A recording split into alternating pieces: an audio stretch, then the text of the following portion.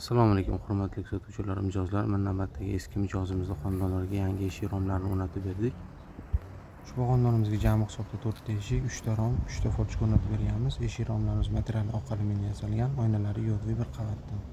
Ko'cha tomonda eshik romlarini mokri asfalt qilib berganmiz. Oynalari qora bir qavatdan.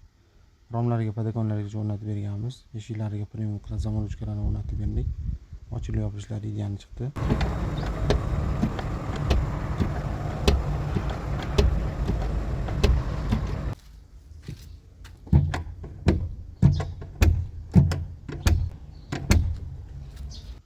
Romlarning ochilish qismiga har doimgidek okna prime ruchkalarni o'rnatib berganmiz.